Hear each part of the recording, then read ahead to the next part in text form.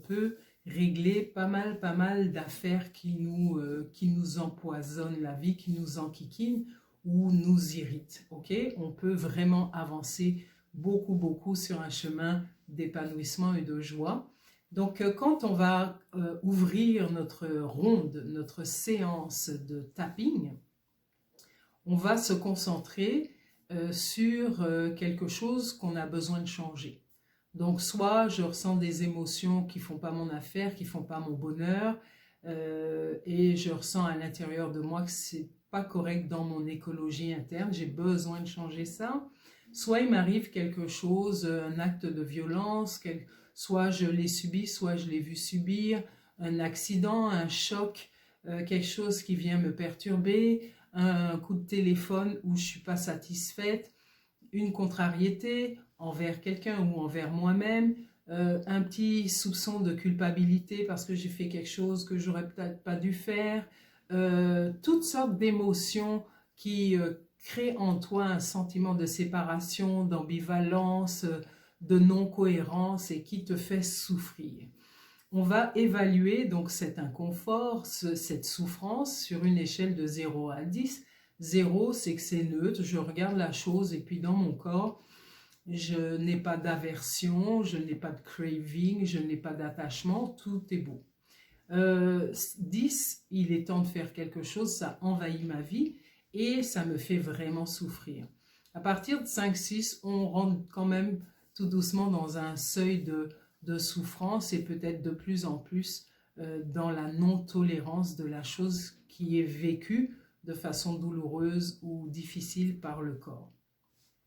Et on va faire une phrase pour entrer dans cette ronde en même temps qu'on va tapoter sur le point karaté, le tranchant de la main. Donc, je te prends un exemple. Je regarde la rue devant moi, je marche et puis je vois une petite madame qui est courbée. Là, on va dire que c'est moi et je ressens le froid qu'elle ressent. Elle a les épaules toutes crispées et peut-être qu'elle marmonne à l'intérieur d'elle. Qu'est-ce que je fous dans ce pays glacial? Ok? Et en disant ça, il y a plein de choses qui lui passent par la tête, que c'était pas son choix, que c'était le choix de ses enfants ou de son mari, ou qu'elle a toujours voulu vivre au soleil, ou je ne sais quoi. C'est pas vraiment mon exemple. Moi, j'adore la neige et j'adore même la pelletée. Mais je t'invente une histoire. Donc, elle est frustrée. On va dire qu'elle part du sentiment de frustration et elle va se demander à quel point je suis frustrée sur une échelle de 0 à 10. Elle se dit, ouais, je suis frustrée à 6,5. Puis si j'y pense bien, je suis frustrée à 8. Et qu'est-ce que ça me fait? Ah, ça me crispe. Et je suis crispée où? Je suis crispée dans mes épaules. Alors, on va prendre 3 belles respirations, longues et profondes. On va souffler, permettre au corps de se relâcher. On va inspirer une deuxième fois, donner la possibilité au cerveau de se relâcher. Et troisième fois, on va s'accueillir tel qu'on est à l'instant présent. Et je vais commencer. Même si je ressens, là, crispé dans mes épaules, une frustration à 8 sur 10. Je m'aime, je m'accueille tel que je suis. Même si le froid me crispe et me met dans une frustration à 8 sur 10, je m'aime et je m'accueille tel que je suis. Même si je me sens frustrée dans mes épaules, je m'aime et je m'accueille tel que je suis.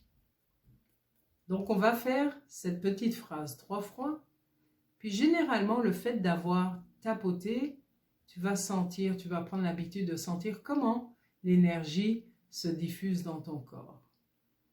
Et l'énergie se diffuse jusqu'à arriver à ton cerveau, jusqu'à lui donner un nouvel ordre qui va faire que c'est pas la mort.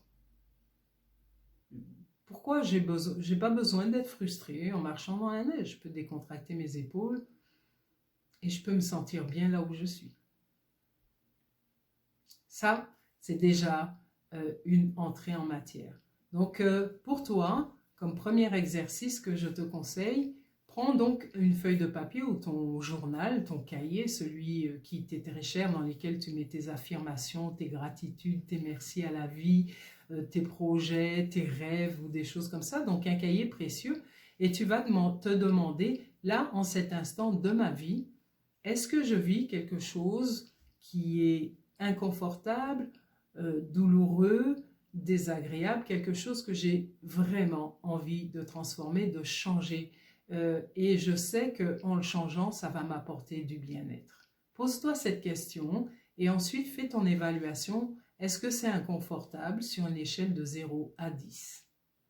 Si on est dans les 10, dans les 12 sur 10, les 15, 25 sur 10, ma foi, il est grand temps de faire quelque chose. Je te conduis dans la suite.